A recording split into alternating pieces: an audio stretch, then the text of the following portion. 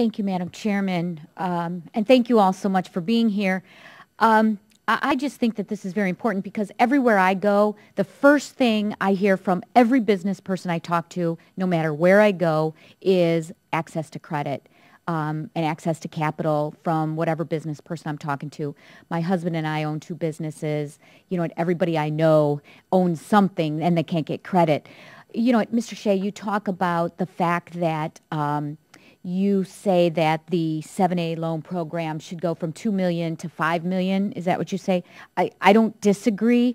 I know I'm sponsored the bill to increase it from $2 to $3 million. It's a start. However, the people who are opponents of that say that the SBA would have to take on too much risk, and then now we're giving, maybe big business too much opportunity to get into having a small business. Then we're taking it away from what this truly is for. What do you say to that? Well, our perspective is that when you're talking about a loan amount of $750 to $2 million, and I referenced that a couple of times, we've got 400 members that fit in that category. Mm-hmm. And those people are out creating jobs, and to the chairwoman's point, they're businesses that operate with a business plan and a recognized trademark and a brand name, so the risk is relatively less when compared to a pure startup business. And our focus is on creating jobs for the economy, and we think that if this is a demonstrable way in which we can do that, mm-hmm. that it would be, irresponsible is maybe too strong a term, but if there's an opportunity here for job creation, that we should do it. And if there are outrageous numbers of failures for some reason, then we can revisit the issue. But in the short term, these businesses really have nowhere else to go, and the SBA is a lender of last resort. And so we want to get people back to work and get the economy moving, and we think this is a responsible way to try to do that. And thank you, because it's something that we are all still talking about. So I encourage the input, and I'm still getting plenty because I don't disagree with you. Ms. Finch, could you help me clarify? You were saying that together we can fix some of this bureaucracy within the clarification of some of the paperwork. I know you used the words that we need to be creative and flexible, and that's too arcane and restrictive, but I didn't hear what we need to do. So if you could help me just answer some of the things of what we need to do with being creative and flexible and not so arcane and restrictive. Well, the paperwork under a 504 loan has increased from this size to this size over the last 20 years. Mm-hmm. One of the things that's restrictive is we look at net worth and profit after tax.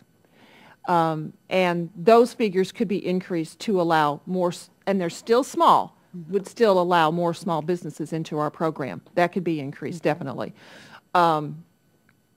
Personal resources test is something that I think can be viewed. That is a new a regulation that came into play about 3 or 4 years ago. And people that have large net worths or have accumulated money over the years are penalized from using our program, basically, because they have larger liquid assets. So that could be either done away with or some sort of limitation possibly, but that could have easily be done away with.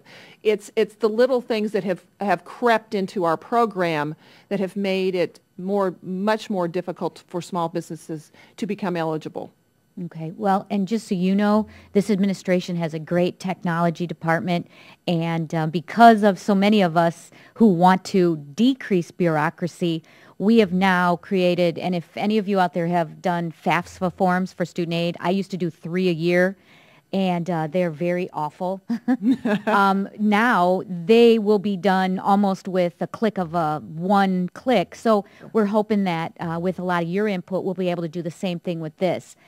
We have the technology. We need to use these experts that we have in this administration to do that. So I look forward to working with all of you on that. Great. Thank you. Thank you. I yield back, Madam Chairman. Unless, sir, you have something to add? Please, go ahead. I just want to say, too, from my experience with some of these requests of raising some of the limits, doing some research and development on the microloan programs, I mean, it's really phenomenal the way they give extra technical support to make it a lot less risky. They teach us about, because with the, as Mr. Shea was saying, a lot of the franchises out there, they're still small business owners. They're taking a lot of less risk, but at the same time, we could all use some extra technical assistance, and these microloan programs are, I think, a great system to kind of take a look at for increasing some of these other programs as well. I absolutely agree, and we need to find that happy medium. So thank you all so much for everything. I yield back, Madam Chairman. Thank you. Mr. Schreier.